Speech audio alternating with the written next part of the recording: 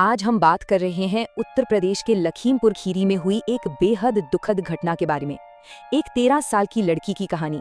चलिए रिपोर्ट्स के आधार पर देखते हैं कि उस दिन आखिर हुआ क्या था। तो ये पूरी घटना है उत्तर प्रदेश के लखीमपुर खीरी की। वहाँ के एक गांव से ये दिल दहला देने वाला सिलसिला शुरू हुआ। कहानी की शुरुआत होती है एक 13 साल की बच्ची के अचानक गायब हो जाने से, और जाहिर है इस खबर ने उसके परिवार और पूरे गांव में हड़कंप मचा दिया।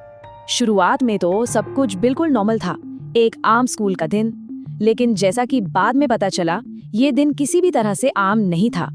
हुआ ये कि स्कूल के बाद वो बच्ची कभी घर लौटी ही नहीं।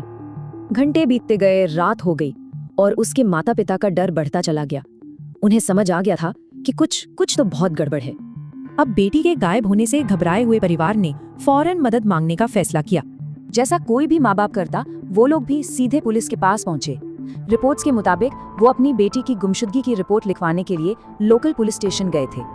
और यहीं से कहानी में एक बहुत ही अहम मोड़ आता है। परिवार का ये कहना है, उनका ये आरोप है कि पुलिस को बताने के बावजूद भी उस वक्त उनकी शिकायत दर्ज नहीं की गई, और यही बात उनके पूरे दुख का एक बड़ा कारण बनी। बच्ची की मां ने जो कहा वो सुनकर सच में दिल दहल जाता है। उनका साफ मानना था कि अगर पुलिस ने टाइम पर उनकी शिकायत लिख ली होती तो शायद उनकी बेटी को बचाया जा सकता था। लेकिन अगली सुबह परिवार की सारी उम्मीदें टूट गईं। उनकी तलाश का एक बहुत ही खौफनाक और दुखद अंत हुआ। और एक और बात, बच्ची का शव सबसे पहले पुलिस को नहीं मिला था, बल्कि गांव के ही कुछ लोगों ने अगली सुबह उसे देखा।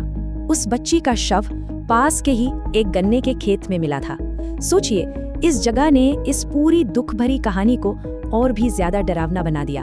रिपोर्ट्स में जो बताया गया है उसके मुताबिक शव की हालत बहुत खराब थी। उस पर चोट के कई निशान थे और ये भी कहा गया कि उसकी आंखें निकाल ली गई थीं।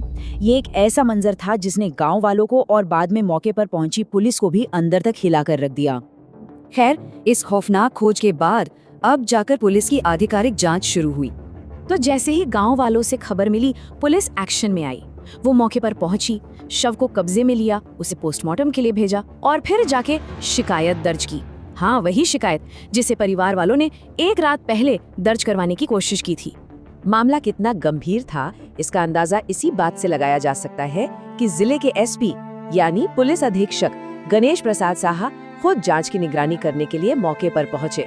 मामले को जल्द से जल्द सुलझाने के लिए एसपी ने 3 अलग-अलग टीमें बनाई। इन टीमों में सर्विलांस एक्सपर्ट्स थे और आसपास के थानों की पुलिस भी शामिल थी। मतलब एक तरह से चारों तरफ से केस को सुलझाने की कोशिश की जा रही थी। एसपी गणेश प्रसाद साहा ने शुरुआती तौर पर जो बताया वो ये था कि पहली नजर में ऐसा लग रहा है कि बच्ची को पीट कर मारा गया है। लेकिन साथ ही उन्होंने ये भी साफ किया कि असलियत क्या है ये तो पोस्टमार्टम रिपोर्ट आने के बाद ही पता चलेगा। तो जांच आगे बढ़ी। पुलिस ने कई लोगों से पूछताछ भी की, लेकिन उस वक्त तक परिवार की तरफ से किसी पर भी शक नहीं जताया गया था या किसी का नाम नहीं लिया गया था। तो आखिर में बचता क्या है?